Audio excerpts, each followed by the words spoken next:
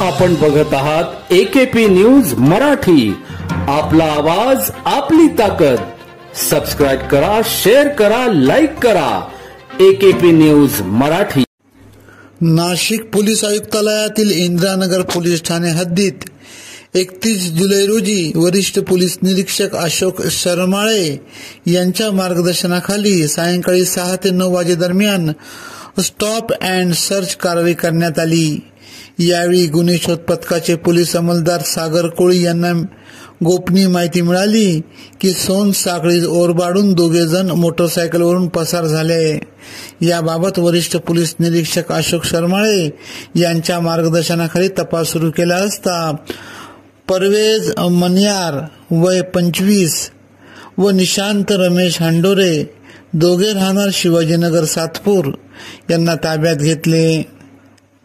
Motorcycle, 18 व 16 gram वजनाची चैन व मंगळसूत्र व घातक हत्यार त्यांच्याकडून हस्तगत करण्यात आले। सदरची कामगिरी सहाय्यक पोलीस निरीक्षक अंकोलीकर, PSI सोनार सागर परदेशी, मुश्रीफ शेख, योगेश जाधव, सागर कोळी, राजेश राठोड, श्यामल जोशी यांनी केली। काल इंदिरानगर पोलीस स्टेशनमध्ये स्टॉप अँड सर्चच्या कारवाया करत असताना पोलिसांना काही संशयित लोक या ठिकाणी सापडली। त्या लोकांकडे अधिक चौकशी केली असता ती सोनसाखळी चोर असल्याचं लक्षात आलं। त्याच्यानंतर त्यांना ताब्यात घेतलं आणि ताब्यात घेतल्यानंतर पुढील तपास इंदिरानगर पोलीस स्टेशन मार्फत चालू आहे।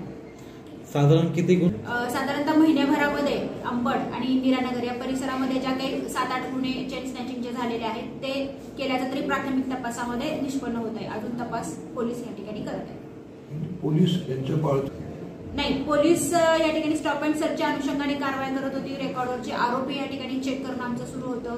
वाहन चेकिंग या ठिकाणी सुरू होतं। म्हणजे ज्या ज्या अनुषंगाने आरोपीपर्यंत आम्ही पोहोचू शकतो त्या सगळ्या आमच्या कारवाई या ठिकाणी सुरू होत्या। त्या कारवाया करत असतानाच आम्हाला ते रेड हँड या ठिकाणी आरोपी सापडलेले। AKP न्यूज साठी फिरोज पठाण, क्राईम रिपोर्टर, नाशिक।